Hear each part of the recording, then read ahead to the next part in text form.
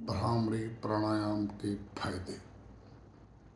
कभी भी सिर दर्द नहीं होगा, कभी भी माइग्रेन नहीं होगा, कभी भी एंजाइटी का रोग नहीं होगा, कभी भी डिप्रेशन नहीं होगा, कभी भी भय नाम की बीमारी नहीं आएगी, कहीं भी वहम नहीं होगा, कभी भी तनाव नहीं होगा, कभी भी नज़ला जुखाम खांसी नहीं होगा, कभी भी नाक बहने की बीमारी नहीं होगी, कभी भी नाक की हड्डी नहीं बढ़ेगी, कभी भी बार बार छींके आने की बीमारियां नहीं आएंगी, कभी भी कोई फोबिया नहीं आएगा, कभी भी कोई चक्कर आने की तकलीफ नहीं हो सकती, कभी भी कोई मिर्गी हिस्टीरिया की बीमारी नहीं होगी, कभी भी इंसोम्निया नाम की तकलीफ नहीं होगी जिसमें आदमी को नींद नहीं आती है, कभी भी थायराइड का रोग नहीं होगा, कोई भी गले का रोग नहीं होगा,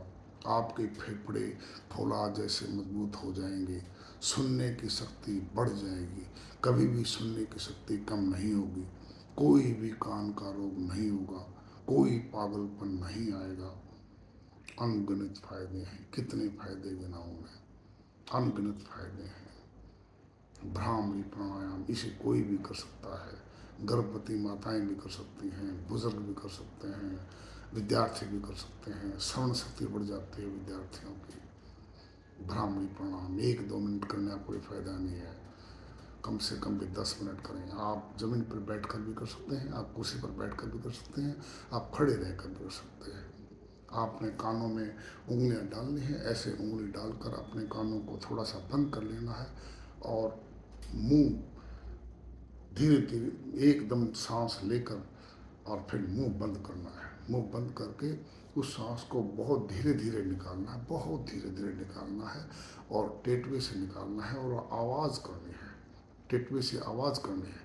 आवाज़ करोगे सांस धीरे धीरे निकलेगी और जितनी लंबी निकालोगे उतना ही अच्छा है। और बहुत जोर की आवाज़ करें, उससे हमारी खोपड़ी के अंदर, हमारे शरीर के अंदर कंपन होता है, हमारे शरीर के अंदर ज़्यादा देर तक वायु रहती है, ऑक्सीजन रहता है और उससे हमारी कोशिकाओं का शुद्धिकरण होता है। हमारी 3 ट्रिलियन कोशिकाओं तक ज़्यादा ऑक्सीजन पहुंचती है और ज़्यादा टॉक्सिन बाहर निकलते हैं। यही इसका मैकेनिज्म है। भ्रामरी प्राणायाम मैं करके दिखा रहा हूँ।